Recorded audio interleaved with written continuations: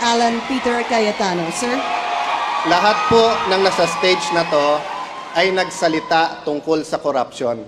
Pero nung tinignan ko po sila, so far po si Senator Trillanes, Senator Honasan at ang inyong lingkod lang ang nagtaya ng buhay namin laban sa corruption. Anong garantiya nyo na si Alan Cayetano ay lalaban sa corruption?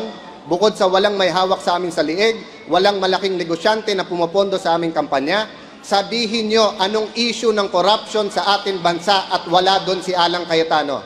EDSA 1, EDSA 2, kay Binay, kay Arroyo, sa SSS, fertilizer scam, lahat po doon, nandun po kami at lumaban. Meron po tayong kasama dito na pag yung ibang hearings nawawala kasi mga kaibigan ang nandun. Pag Coco Levy, nawawala. Pero nagulat po ako, mga kababayan. Sabi ni Senator Bongbong, wala daw bahid ang kanilang pamilya. $10 billion ang nanakaw nung panahon nila, 450 billion pesos.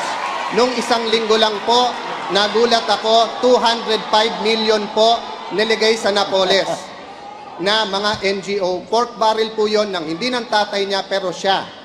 Kung yun po ay hindi pa bahid politika, hintayin nyo maging Vice President siya. Baka $100 billion na ang mawala sa atin. Alright. Senator Honasan, because Senator Marcos was alluded to. Senator, I hope you don't mind, unahin ko muna si Senator Bongbong Marcos. Sir, go ahead. Unang-una, yung mga malalaking numero na nababanggit ng ating kasamahan dito, ay wala naman pong pinanggalingan. Kaya nagtataka ako kung saan kinuha yung napakalaking numero na sinasabi na.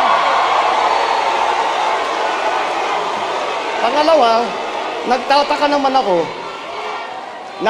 naman ako na sa tagal namin pagsasama ni Senator Alan, ilang taon na kami magkasama sa partido, ilang taon na kami magkasama sa Senado, wala naman siyang binabanggit na siyang inaalala niya tungkol dyan.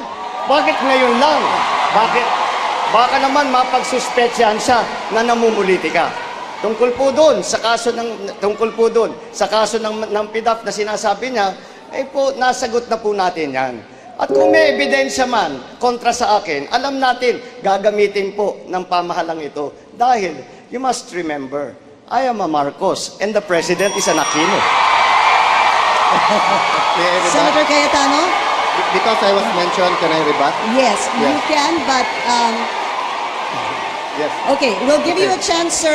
Yes. But after that, we're gonna have to go to Senator Honasan and Senator Cheese Escudero. Senator Cayetano, go ahead. To be fair to you, Senator Bongbong, yun din ang akala ko. Kung may Napoles ka, bakit ngayon lang? Tinignan ko 2007 to 2009 lang yung audit, 2011 yung sayo. Kaya ngayon lang lumabas. Pangalawa po, hindi totoo walang basihan ang numero. $4 billion na po, 2 bilyong piso ang na-recover ng PCGG. Ayan po, chairman ng COMELEC, dating PCGG. Hindi ko alam kung sa akin siya natatawa or kay Senator Bongbong. Pangatlo po, $1 billion ang ngayon pinaglalabanan pa rin ng gobyerno at ng Marcos family. Pang-apat po, sa salin ni Senator Bongbong, 200 to 500 million pesos po. Never ka naman nagkatrabaho kung hindi sa gobyerno. Saan mo kukunin ang ganong kalaking pera? We're going to give a chance to Senator Marcos to respond to Senator Cayetano. Once again, I have to question the numbers that Senator Allen is throwing around at hindi naman talagang na-confirm, wala namang dokumento sa kanilang sinasabi at wala po tayong nakikita. Lahat po ng mga bagay-bagay na yan, naging bahagi ng mga kung ano-ano mga kaso sa korte. At kami naman po, ay kahit naman po ang ano ang iuutos ng korte ay aming sinusundan. Kaya naman po, masasabi ko po na hindi po maliwanag na sa aming galing yun o saan galing yun, kung hindi sa iba't ibang tao. Kaya tignan po natin ang mga facts na kanyang binibigay. Thank you, Senator Marcos. May I respond to that? A very brief response, Senator Cayetano. Tignan niyo po ang interview ng mismong nanay po ni Senator Bongbong. Sabi nung nanay niya, they practically own the Philippines, telecoms, all these businesses. It's all on the record. I-google nyo, yung may telepono po ngayon, i-google nyo yung recovered ng PCGG. But ibahin natin usapan, sabihin nyo nang hindi totoo for the sake of this debate, kahit totoo. Anong hearing sa corruption nakita nyo nag-appear ang isang Bongbong Marcos? Kahit anong issue sa corruption, wala siya doon.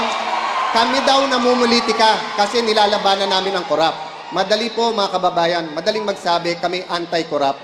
Pero yung itaya mo buhay mo, itaya mo karir mo, awayin mo. Si Enrile, nakaaway nila, pero ngayon siya ini-endorse. Kaya hindi inimbestigahan ng mga negosyo ni Enrile doon sa Cagayan. Yun po ang klase ng paglaban nila sa corruption. Salita lang, walang gawa. All right, Senator Cayetano, thank you. Hirap bitawan ng issue ng corruption. Kailangan sumagot pa si Senator Bongbong Marcos. Senator Marcos. Maraming salamat. At nais kong sagutin dahil itong mga alegasyon na biglang ilinalabas ng ating kaibigan, tungkol sa PDAF. Alam niyo po, kung babasahin ninyo ang affidavit ni Ms. Napoles mismo, siya mismo ang nag-clear sa akin na sinasabi, wala siyang kinalaman sa akin, hindi kami magkakilala, wala ko kayong nakitang picture na magkasama kami. Kaya naman po, maliwanag na maliwanag. Wala po akong kinalaman dyan sa mga PDAF scam na pinag-uusapan. Nagugulat lang po ako na lumalabas ngayon dito. Palagay ko, dahil nga, pamumulitika na naman ang ating hinaharap. Kaya po, hindi po malabas-labas, hindi po mawala-wala ang problema ng korupsyon. Dahil pati ba naman yun ay pinupolitika. Ito ay serbisyo para sa tao, para sa pagpaganda ng ating buhay at ng ating bansa. Salamat, Senator Marcos.